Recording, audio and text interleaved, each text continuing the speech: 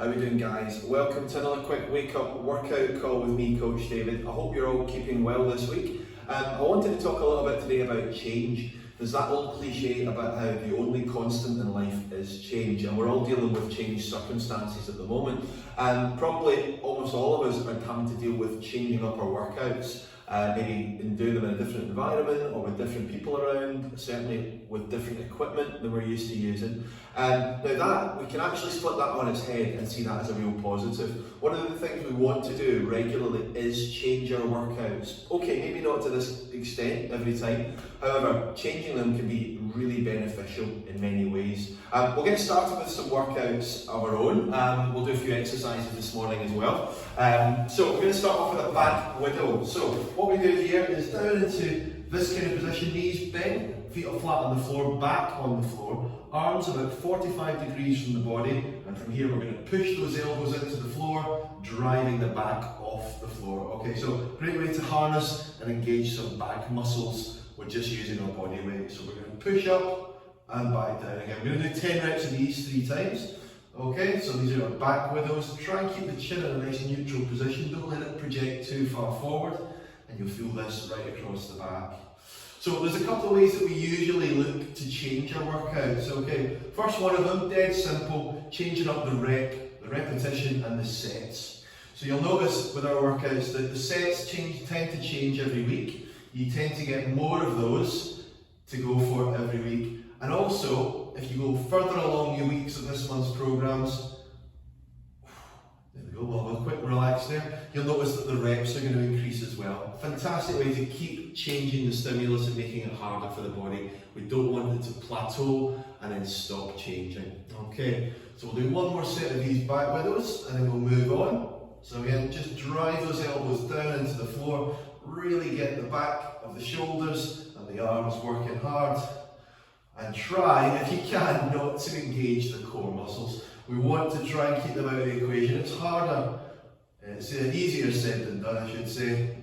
But there we go. Right, back widows done. Okay, onto a plank position. I'm going to try to talk you through this one, so hopefully you don't notice if it gets uncomfortable. The next thing that we can do to change up the workouts, this tends to happen naturally with familiarisation, is that you begin to master the technique of the exercises.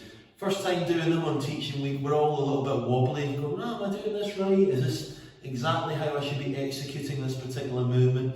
And obviously that's where the coaches come in to help guide you and give you as much help and support and encouragement and technical knowledge that you need to complete those exercises really well. But nothing beats a bit of practice, and continuing to practice them as the weeks go on. You'll know when to brace, when to explode, when to balance, and when to get the most out of your latent strength.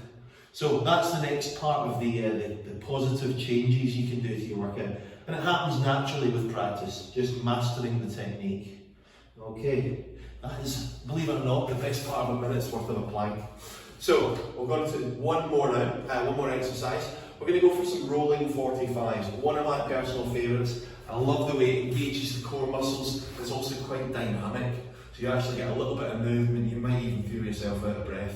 Watch me try and squeeze out a few gems of knowledge for you. Because the next thing I want to do is talk about rest periods. Okay, so one knee up, one hand up on the same side. We're going to reach up and across, high as we can, while balancing on this elbow. I'm hopeful you can see me here. That's going to help. So you're pointing up, you're going to come back down, swap sides, and come up onto the other side, pointing to the ceiling each time. And as we get into a bit of a rhythm, you'll notice that you start to roll. Roll 45 degrees between the body and the floor, and that's where we get the name from. Okay, so we're just going to go for this. We're going to do 10 on each side. Okay, so rest periods. Sometimes you'll find that we've actually added a rest period into the way the exercises are described. And the reason for that is we want you to have enough time to recover and make the next set a really, really good one, but we don't want you to go all the way back down to where you were before you started the exercise. So it's a bit of an art to get into the right rest period. And one of the things that you can change, if you do want to make things tougher, but let's say you've maxed out the equipment you've got at home, you know, you've got, I don't know, maybe 12 kilogram dumbbell. Well, I can't go any heavier with this. What else can I do to make things tougher? But that is a great way to approach it, is to say, okay, I took a minute's rest after each set last week. I'm going to cut that down to 45 seconds, or maybe even next week it will be 30. But keeping those rest periods short, while not completely exhausting yourself and then still being exhausted for the next round.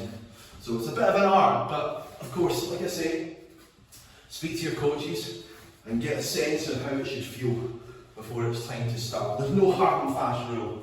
It might change, it'll certainly change member to member, and it might even change for you day to day. If you've had a great night's rest and ate really well, drank loads of water in the day, you will recover a lot quicker.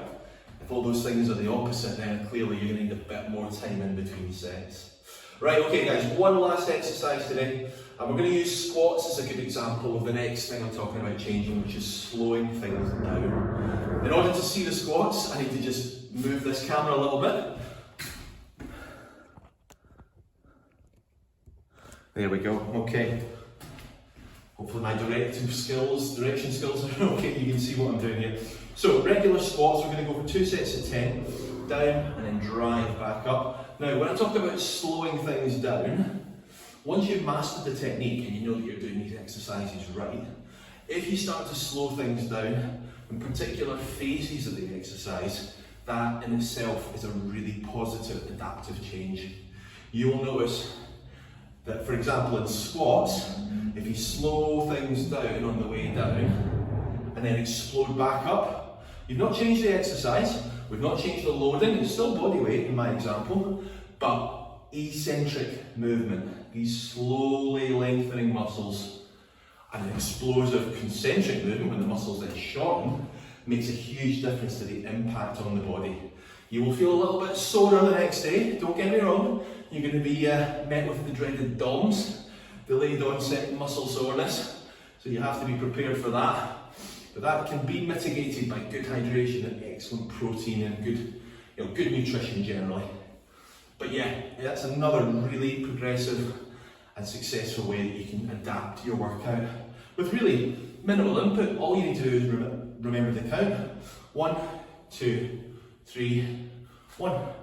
Simple as that. 1, 2, 3, 1. Now, in order to make sure that that is right for you, have a word with the coach and make sure it suits your goals. Because depending on what your goals are, it might be better to manage that a little bit more carefully. So that is us for today, guys. Hope you've enjoyed it. If you want to keep going with the exercises, you've got your 4 there. Back widows, plank, rolling 45s and squats. I will see you again very soon. Stay safe, stay well, and I'll see you around. Cheers.